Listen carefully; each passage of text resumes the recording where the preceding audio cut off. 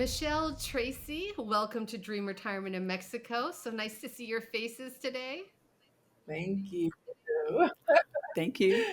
I love seeing powerful women of color living abroad. Like nothing literally makes me happier. And I'm so excited because you're doing it and you're doing so many things.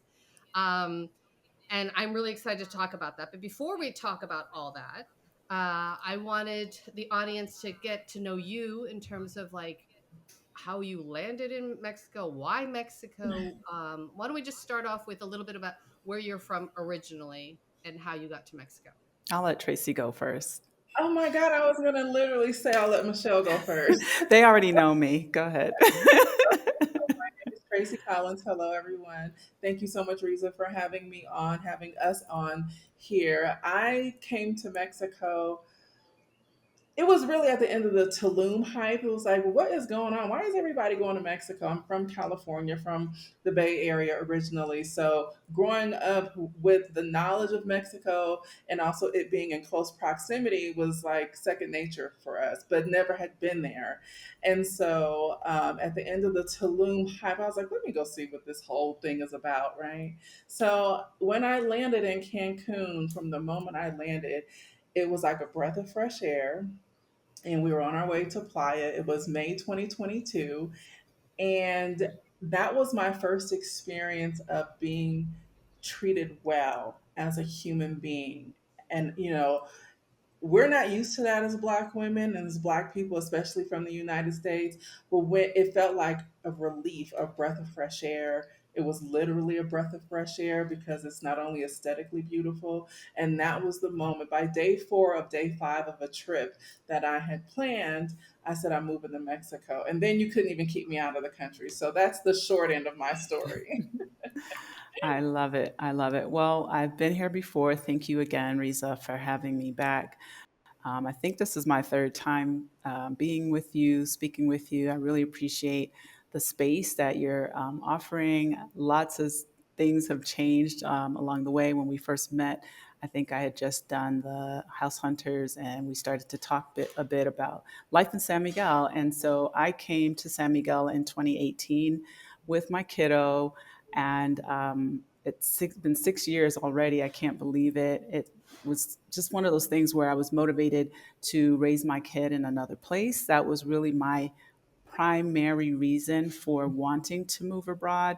I wanted him to have a different upbringing. I wanted him to also experience life as a multicultural kind of like child who can speak other languages and things like that. So that was really my initial goal, was to raise my child in another place. And Mexico made sense. It wasn't extremely far from the United States. I felt that I could easily get back if I needed to. I think that that's a big priority for a lot of folks who have family back in the US or Canada. And once I got to Mexico, I just felt that it was where I needed to be. I did do some research. I actually traveled in and out of Mexico for over 20 years, but then San Miguel just felt right on my second and third visit, and decided that this was my space. This was going to be my home. So I'm very happy. And I've met Tracy here recently. So it's been just like one amazing thing after the other with the group and the community that continues to grow. Yep. That's amazing. So amazing. And it makes me so happy to hear your stories. Tracy, so you vacationed in Cancun. So what drew you to San Miguel de Allende? Um, well, we scouted like 8 different cities throughout the country before landing here in San Miguel. And when we came to San Miguel, it was like sight unseen. I was like, I don't know if we're gonna like it or not. And we had an experience in Mexico City that I choose not to repeat, but we thought we were gonna land there and we ended up not. So a 3 hour, 3.5 hour ride from Mexico City to SMA. And again, it was like less than a week later, we were like, this is the place. It was the slow pace, it was the breath of fresh air. It's, I mean, it's beautiful. It is so colorful. And even though there is a lot of immigrants slash expats here, it still has a sense of like Mexican culture, and that's Mhm. what I really like about. And plus the people, I love the people here in San Miguel. From and then when we met Michelle and the group here, that just further solidified it for us. So yeah, it was just all of the things and the ease of San Miguel. San Miguel is very, believe it or not, it's very easy. And I think coming from the United States, at least for me, for us, and coming from the United States where it's constant hamster wheel rush, Mhm. productivity, you have to produce, you have to do all the things. San Miguel gave us the opportunity to slow our life down, and it continues to do that for us. That's Absolutely. great. That's Mhm. great. So, a lot of people think about moving to Mexico. Most people will not do it for fear or anxiety, something, right? There's always going to be an excuse. Mhm. Clearly, you guys have done that. You have, broken through that. But you're not retired. And you're also not 20 years old, where you can live on $5 a day. Although I don't know any Gen Zs who can live on $5 a day anymore. But Mhm. Yeah. um, in terms of work, and I don't know if you do remote work, or did you find a job there? So how do you pay your bills? Like, how do you continue to work, and what kind of lifestyle have you created for yourselves there? Well, I'll answer. In my case, and I've shared this on your channel before, I started out kind of semi retired when I moved here. And then I always had the intention of doing like retreats of some sort. Then the pandemic hit, and I kind of put that on the back burner. And during that time, there were just a lot of individuals who were thinking about moving, looking to move. There was a lot of drama in the Black culture, Black society in the United States, where there was just a lot of trauma, a lot of things going on. So I had folks on Facebook just reaching out, asking about Mexico, asking about Central Mexico, asking about San Miguel. I didn't think that San Miguel would necessarily be such a huge attraction because a lot of people that don't know the lay of the land, they want to go to a beach. And I kind of started saying, I want to educate people on how Mexico is laid out in terms of the choices, the options. There's so many states. There's the mountains, which is where we are. You can live at the beach if you'd like, but you can be also in a big city. So from there, I started doing the online consultations, which then led in 2021 to me actively going out and looking for a space so that I could start housing people and providing them with that soft landing experience that Tracy mentioned. It's just an easy city, I think, to integrate into. So that became what I do to make a living. And I'm very grateful for all of the opportunities behind it. And I want to just say this because it came to mind is I've found that I'm able to exercise my ideas more here because I'm not under the pressure of the 9 to 5 corporate scenario. I find that I'm able to be very creative and learn something that I didn't feel was so possible. It's like, okay, here's an idea. Let's get together in our group and our community. We'll get probably a little bit more into how supportive the community has been and how we've teamed up to kind of continue to create so many different venues and things and options that one don't either exist here because I do think we're bringing some, Lowry's to San Miguel. We're bringing some seasoning. So it's nice to just kind of, have that opportunity and it's supported as well. So, yeah. That's And awesome. for me, I had the benefit of selling the company that I built from the ground up. And so my honey is retired. And when I sold my company, that was a part of my exit strategy outside of the United States.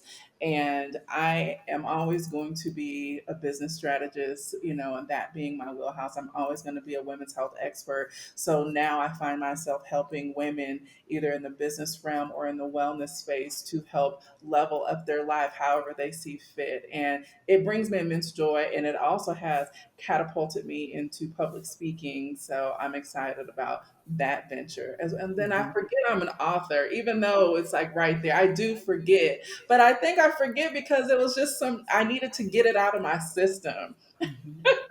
But yeah, I did publish a book about my life story and the company that I built and just sold. That's amazing. What's the name of the book?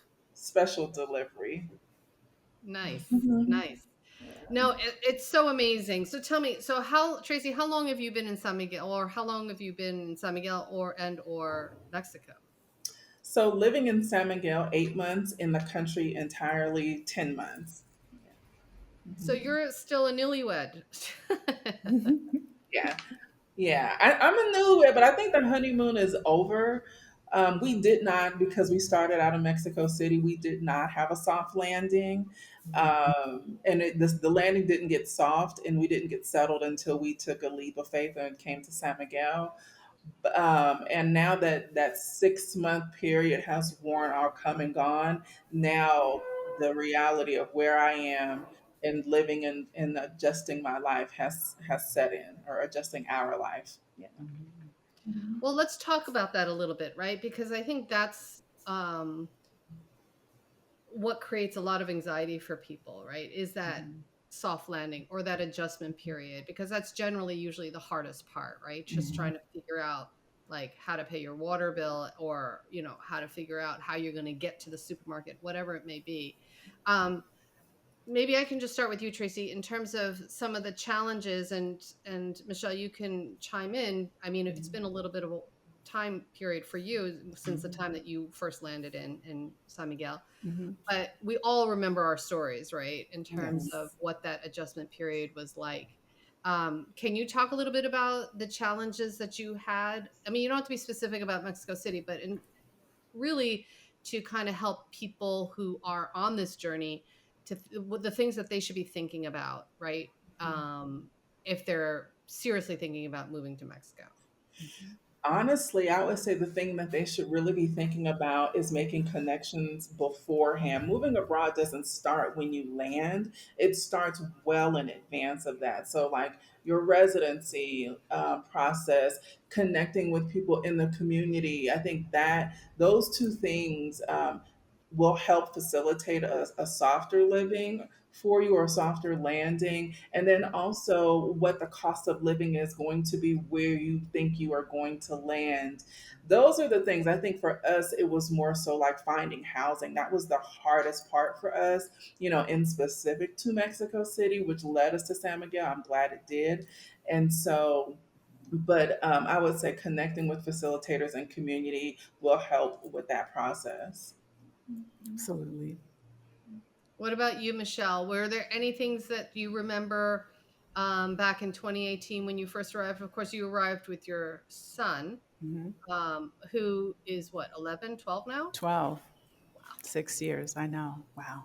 Wow. So he was a little boy when you first came. Yes. And now he's a little grown boy. He's tall. He's like literally here. He used to be down here. It's crazy. Um, Challenges. I would say there were kind of like misconceptions about what it would be like in terms of, and again, I didn't have the guide that I provide to people right now. And they weren't necessarily negative. I think it was just in my mind, moving meant getting all my things to Mexico, getting my residency, setting it all up, and then everything else is just going to like, gingerly fall into place.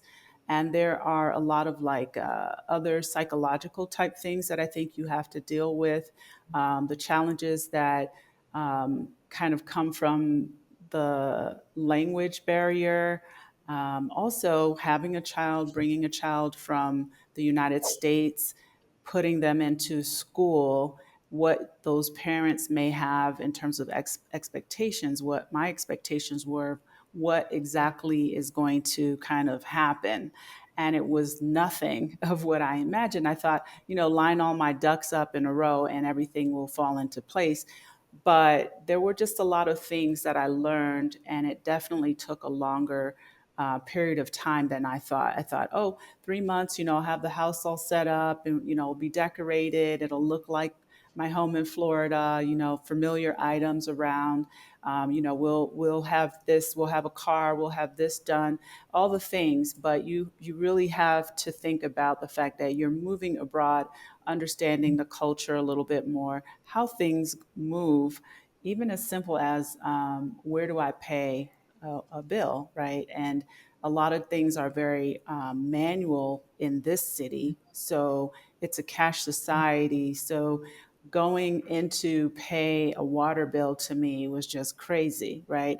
I can't scan a check and just have it deposited into my bank account. I can't just go to the ATM and deposit money into my bank account, like all those little conveniences that I think we not necessarily take for granted in the US, but that we have the ability to do. So things started to feel um, more like absorbing my time, running around, trying to get around. How do I get from A to B? Where is the water company? Oh, I got to pull a ticket and stand in the line. So, all of these other things that kind of become maybe cumbersome, you will figure it out because there are ways to do it in an automated sense. But going online to figure that out is also a challenge. So, all of those things I think really took up a lot of the first year of my life. And it wasn't a quick drop in and everything's going to be fine because I worked really hard for 3 months and now we're golden. No, there were just a lot of things that I think affect different people different ways, because clearly I was with a child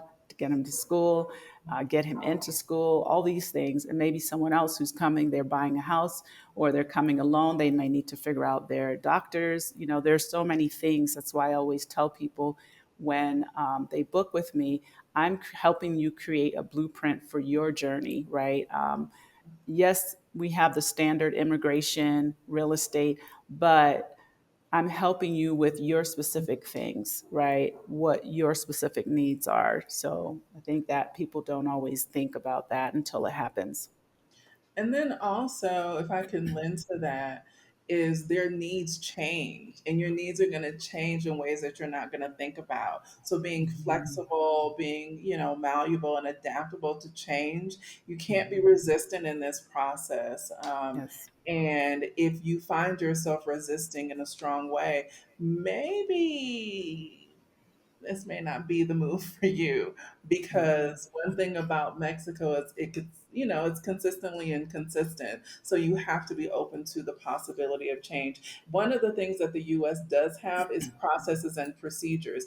I just think everywhere else in the world is not like that. But that's also the reason why you're moving. We have to, it's for a new lifestyle and being open to all that brings, the good and the bad.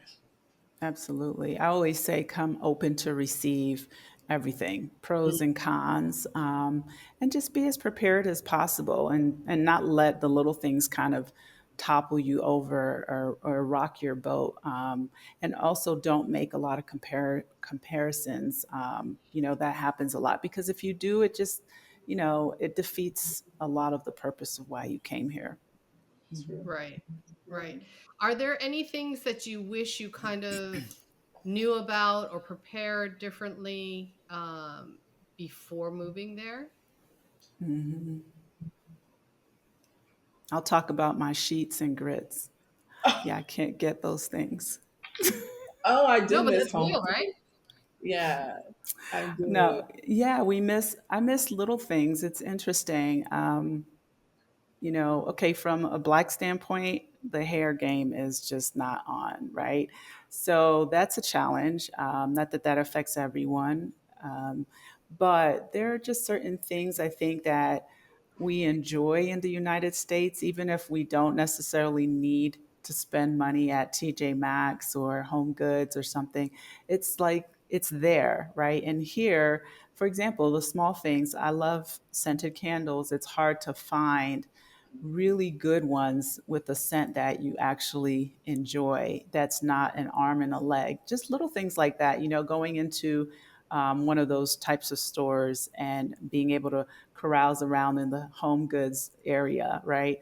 Can I live without it? Absolutely. But those are the little things. I miss being able to buy my Jamaican seasonings. I can order some things online. A lot of times I have someone bring them back. So there are things that are not significant enough to, again, make me turn around and go back. But they're small things, yummy sheets that are convenient to get.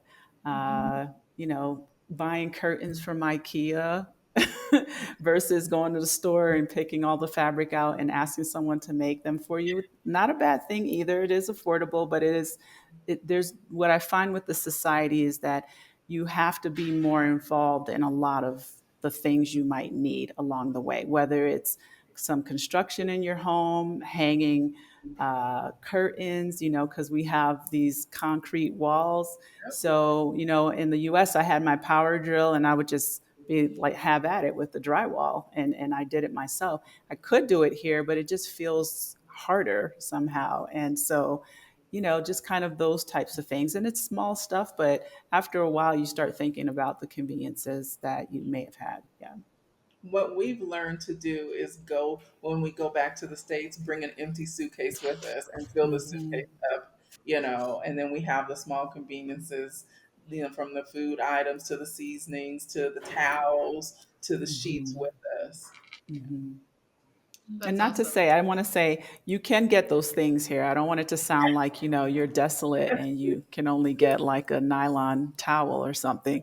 However, it costs more. Like, for example, if you don't have easy access or a membership to a Costco's, which is a great place to buy those items, it sometimes feels like, oh, I need them right now. And I only have, Liverpool. And I'm only speaking for San Miguel, maybe smaller cities, because Mexico City is like everything, all the big cities, you can get the things you need.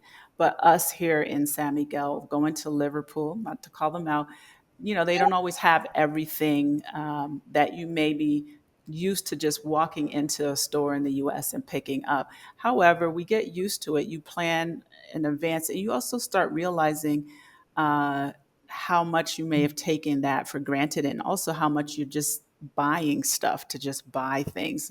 I feel that I think about stuff a lot more now. Mhm. Ordering things, I'm more thoughtful True. about it, and that's a good thing. Yeah, that's Like so true. living in the 80s, right? Yeah, right. No I love that. Amazon.com. Yeah, Right. that's I mean, true. yeah, exactly.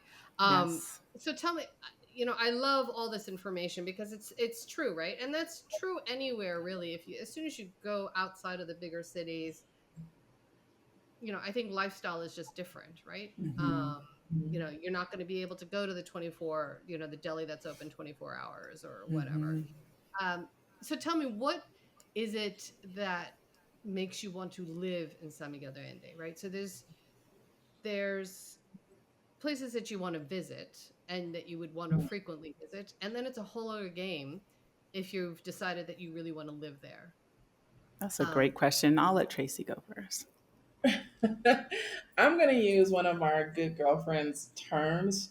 She said, living in San Miguel is like every day being Sunday. And that was from Alum. She says, like every day is Sunday. So it's slower. And I actually like how small it feels more like a town, but even though when you drive around into the outskirts, you realize how big San Miguel actually is. But from an insulated standpoint, it does feel like a town. I like seeing horses up and down the street, people walking, riding horses. I like that. I like seeing people ride ATVs and that's their mode of transportation. I like that. I like the walkability, even though it's cobblestones, it's still walkable. You can get from one side of town to the other just walking in less than an hour. Um, I like passing by little shop owners and they know who I am and we give hugs because they're used to seeing me and they're Mexican people. I like the the communal feeling here in San Miguel for me, for us. And leaving the United States, it teaches you to be individualistic. And as natural communal people, we need community, and you don't know how much you need them until you really have them. And I think for me, the sense of community is really everything. Mhm. That's Absolutely. beautiful. Yeah. How about I, you? oh gosh, like I have lots of things to say. I just feel, honestly, I don't think I can curse here, but San Miguel's BA is a bad A. It is just everything in a nutshell. And it's just, as Tracy's speaking on it, I'm thinking about what she's saying because she's newer.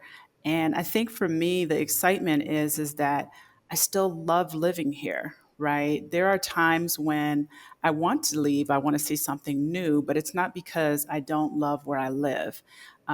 San Miguel just continuously impresses me at how beautiful it is, from the people, from the spaces that I get to go to and see things. And I'm like, I've been here for 6 years and it still feels like I'm scratching the surface. And I'm not exaggerating. It's one of those places that is very magical. The community, first of all, is amazing. And I think that really comes from the culture of the people, right? And we tend to kind of get accepted into the fold, and then we start adapting these traits and these characteristics of saying good morning and good afternoon and have a great day and have a safe trip and all the things that we're not used to in general, right? I feel very human here. I've said that often. I feel very human here. And so for me, San Miguel is one of those places where I still feel sometimes like I can't believe I get to live in this super cool, Mhm. artistic, multicultural city. It's chic. I mean, there's so many places that I go to that I'm like, this could be in Miami, this could be in South Beach, but it's right here. It's in San Miguel. It's cool. And then, like the other day, I went out to a ranch that I had been invited to quite a bit. And I was just blown away. It was 20 minutes away. I walk in, or I drive in rather, and it's just drop dead amazing, right? The owner is just like, oh, yeah, we bought this as a cornfield 20 years ago. And if you saw it now, it looks like someone just created like a whole development, and it's his house. Like, this is where they live. There were beautiful horses and people working. And I brought my clients out. They're like, here, have a cowboy coffee. The goat jumps up on the thing and they're like squirting the goat milk into the cup. It just, all these like experiences that I'm not used to, so Right. it keeps happening. And as you said, Alan mentioned, just like it feels like a Sunday for me, I've said this a lot, which is I like coming home because I feel like I'm on vacation at home. It's just amazing. So yeah. That's amazing. Oh my God. Mhm. So great. You Well, got to I When come. know you that coming, Reza?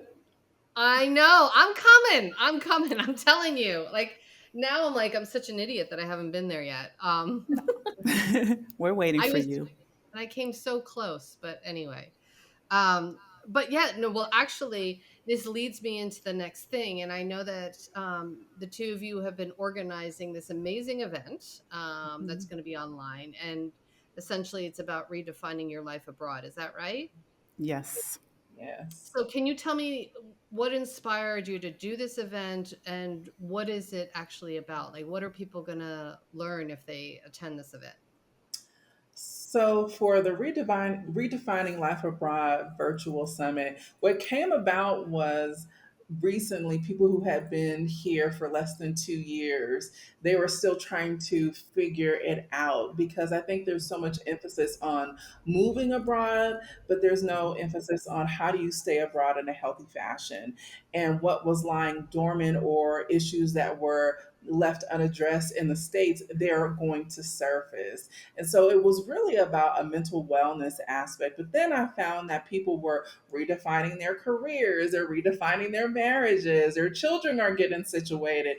It ended up being like a whole thing. And so I brought it to, our group of friends, and I was like, well, what do y'all think about this? Because I keep having conversations with women about feeling depressed or feeling anxious or not having a sense of identity or self.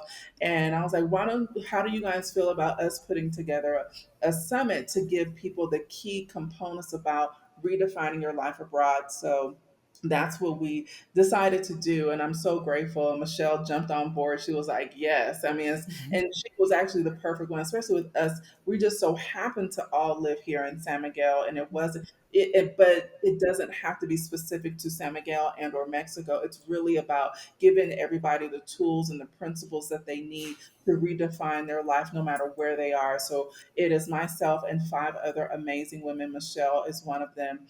And we are going to be covering everything from, finances, retirement, building your investment portfolio, freelancing, government contracting, health and wellness, entrepreneurship abroad, and also being married abroad and redefining your life abroad with children. And that is what it is about. And it's 2 days of us covering these talks with these amazing speakers because we want to make sure not only that you get abroad, but how are you going to redefine your life abroad in a healthy fashion? And we want to make sure that we do that. Exactly. I That's love great. it. I Hmm. love it. I love it. I mean, it's just, and it's so important, right? That once you land, now what, right? What's the Now what? next? It's the now what reason. It is absolutely the now what. Like who am I? And in the Right. United States, we're so defined by what we do. And I'm finding that all of our conversations that we're having, with people who have landed, it's not led with, well, what do you do? We're not defined by that, but you are going to be hit with, who am I now? And we want to help guide you through that with this conference That's or amazing. summit. Hmm. Right. So when is this Absolutely. summit? And if people want to find out more information about the summit, then where do they go? Yeah, so the summit is virtually August 10th and 11th, and it is Redefining Life Abroad. You can find it on my website and Michelle's website, but it's Redefining Life Abroad Virtual Summit. Yes. That's And my website is casaelm.com. And Tracy, you can It's drop. TracyCollinsOfficial.com. Right. So there are links there under events. You can get the details. So I'm actually very thrilled because when I came here, I would say that there were more retirees that were living in San Miguel. And now the community has changed quite a bit. And I feel that, there are more people that are in my age demographic that still has to work or do something, and we're kind of working together, I think, to not just support each other, but to have the ideas come to life. And this is one of them. So I'm very excited about this because I think it's necessary to have those conversations because people ask all the time, like, how do you do it? How do you earn money? I also want to leave with my children. I would love to move with my family or by myself. How do you survive? And I've seen for sure the community grow in these past 6 years so much, where the age demographic has gotten larger. The range is much larger. And that's also really the cool. topics that we're covering in the summit, the Redefining Life Abroad Summit. If you don't have these key components, if you're not working these key components and have help or in community in these key areas, it will send you packing back. So that's another reason, I think Cortez is, he talks about that a lot. It's like, Hmm. if you don't have these key components, you are going to be headed back to where you came from because Hmm. you were not prepared for the now what stage. Right. And I honestly don't think it's just, I mean, money is a big part of it, but it's not just that. I Yeah. think there are just a lot of things that you can't think about in advance if you haven't done it. It's sort of one of those things where we're sharing our experiences and the challenges, and it's different for everyone. As I said, that blueprint is going to be a bit different for everyone Right. because everyone's circumstance might be very different. In my case, I came married and now I'm not. That is a huge, challenge for a lot of people. In my situation, fortunately, I was able to just kind of stay here and keep doing what I needed to do. to stay in Mexico. But it is a conversation that I think is difficult for people to have, and it's a conversation that I think is also necessary. So we will also want to cover, which Bobby will cover, like being a couple abroad and the hard conversations that you need to have. And then, we'll also have conversations around being parents, being a single parent, being single in general, maybe, and dating and things like that. I think it's just how do you transfer all the things that you did in the United States to being in a whole other country with the language barrier, And Yeah. cultural difference. cultural, Yeah, no, right? for sure. And I actually think there's a lot of apprehension around single women moving to Mexico alone, right? Hmm. I have a couple of friends who've been researching it for years, like years and years and years. I don't know if they'll ever do it. I hope that they do. But they're, and so I see this shift also like with like girlfriends going together and deciding to move, you know, Hmm. girlfriends who are not romantically involved, girlfriends who are just Hmm. friends going Right. they're in their mid 50s or whatever, and they just want to change and they want to um you know Try basically reinvent something. Yeah. themselves, right? So I but if you're forgot. a couple that's either married or I think it's a little bit of Yeah. a different situation. And I forgot to mention we are going to be covering a topic LGBTQIA life abroad because we have to travel differently and think about other factors that, people who do not fall under that category don't have to even think about and or consider. So we will be covering that as well. Hmm. That's great. That's so great. Hmm. Because it's always on the back of your mind, right? But sometimes people are don't feel so comfortable being so forthcoming Hmm. when it's sensitive conversations to have. And I know that you're going to do another event, right, about Yes. moving to Mexico. So tell me a little bit about Yes. that one. I'll jump in on that. And tell your girlfriends this is their time to learn all about it. So, we're doing November 1st, 2nd, and 3rd. We're going to have a Move to Mexico conference. We're already up and live. You can also find that on my website at casaelm.com. So, I've learned in these years of having this space, this guest house, is that a lot of my guests come because they're scouting out the idea of retiring in the future or moving to Mexico in general. A lot of people come here, and the single girl, the single female is probably more of my demographic in terms of the people who come to my house because of those same reasons that you mentioned. People are a little nervous to travel alone, to do it alone, et cetera, et cetera. And not everyone maybe can do it in person, right? Or they're not ready. This is a great way to join for 3 days and really and truly bring a notebook, pen, paper, pen, whatever, and get all the things that you need.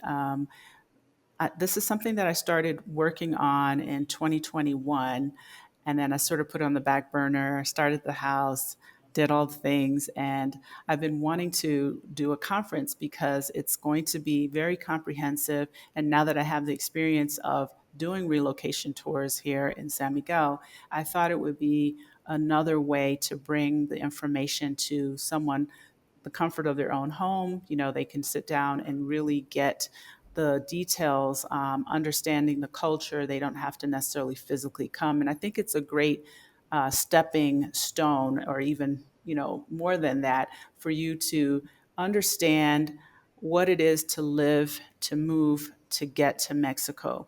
We're going to have, of course, all the key components of immigration, the real estate, the cost of living, all the things, right? Medical insurance. All of that's also very important. But we're going to also introduce a lot of locals that live here that are Mexican, and they are going to talk to us about cultural norms, etiquette, about the history of Mexico, how to integrate. We have a historian that will give a speech. We have another woman who has been in San Miguel for her generation. The family has been here for generations, and she's going to talk about the norms and the traditions. We have someone who will talk about shipping and moving your things to Mexico, medical insurance in Mexico. We have an attorney, Mexican attorney, who will talk about immigration, real estate. So all of those things I think are key, but getting it from the perspective of a variety of people, not just us, not just foreigners. It's a very mixed panel. We'll have folks that are going to talk from their 20 years of being in Mexico and having a business. I've had a business for 3 years, 2 years, or 3 years.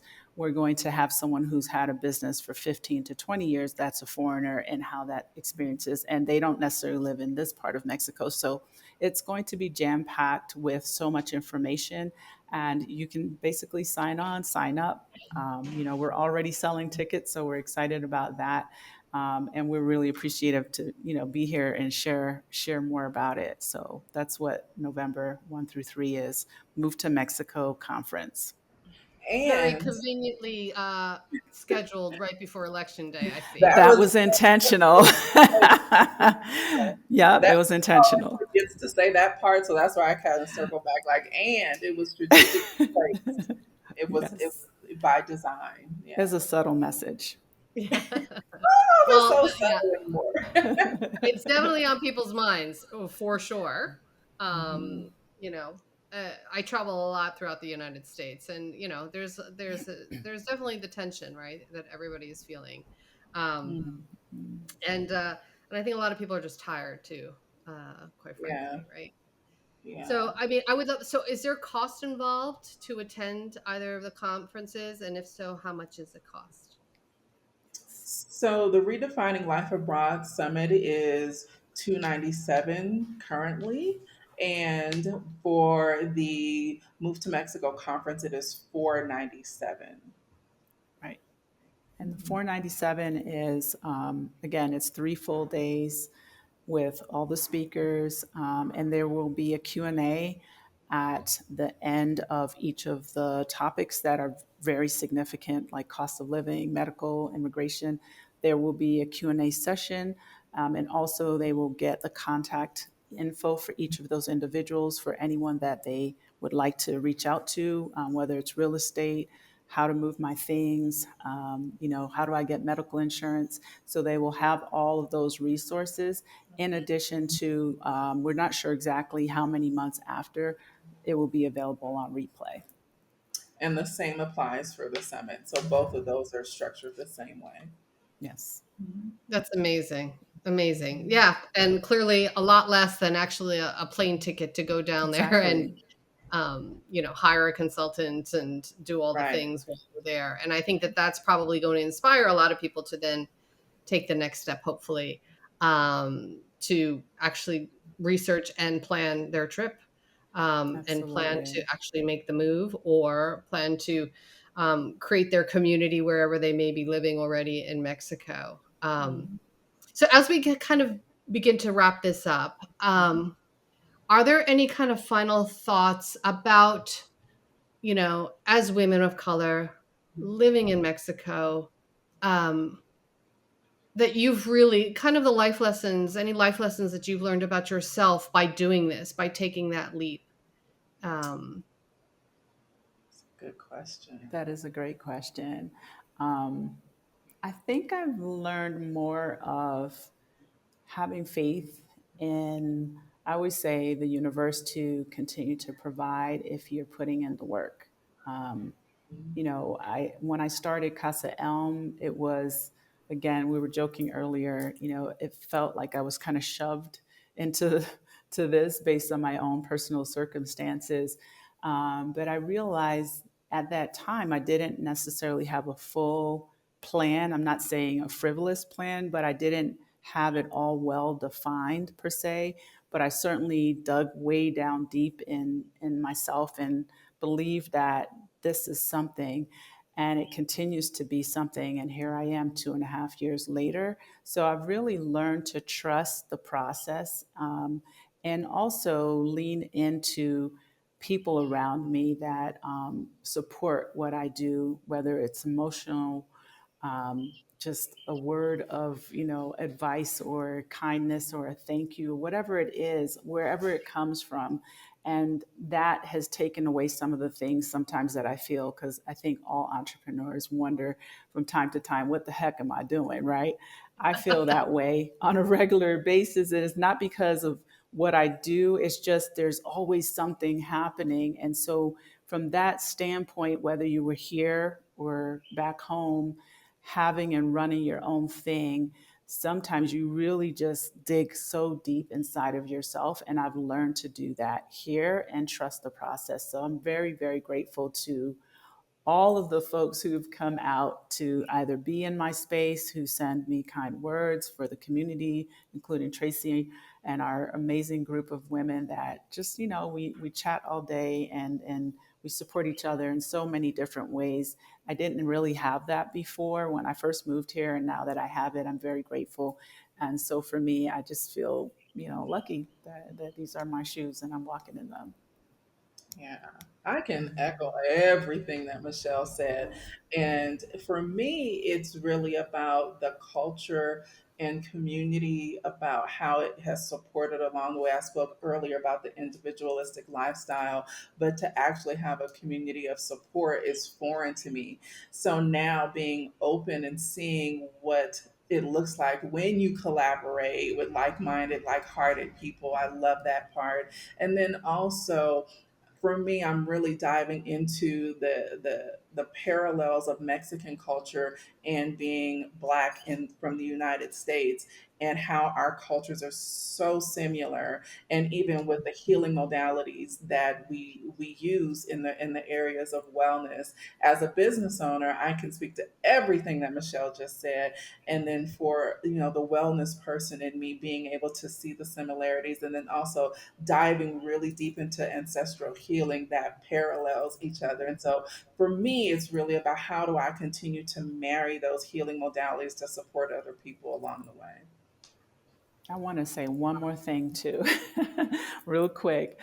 Also, leaning into having this business has taught me to lean into the local community as well.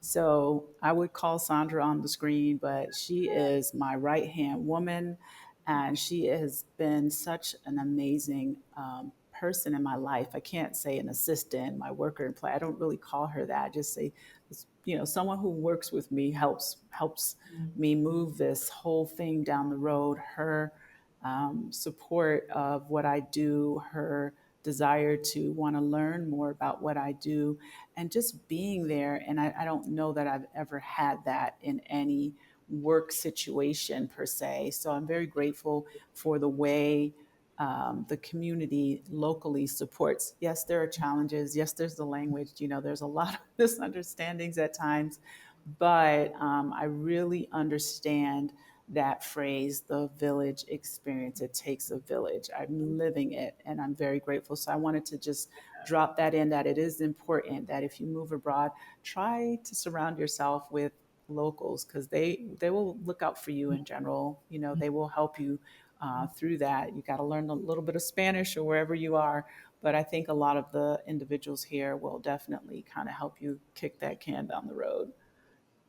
I love it. I love it. And what a wonderful, uplifting way to end this chat. Um, so, just as a reminder to everybody, if you can go ahead and tell us your websites again, if people want to find out more about you or the events that you guys are going to be producing. So there's the Redefining Your Life Abroad event summit that's happening August 10th and 11th, and Mhm. then the Move to Mexico conference that's going to happen November 1st through 3rd. So Tracy, why don't you go ahead Yes. and share, and if you could spell out your website My as well. Yeah, so it's Tracy Collins Official. So Tracy, Tracie Collins Official. Those are spelled the same. .com, and you can find both events under summits and conferences on my website. And for me, it's at Casa Elm. So that's www.casaelm.com. So casaelm.com. And you can find both events under events on my website. Beautiful. Ladies, thank you so, so much. This has been really, really great. Thank you, Riza. You're awesome. And we're waiting. I still have your room ready. I'm coming. I know. I'm coming. I'm coming to Casa.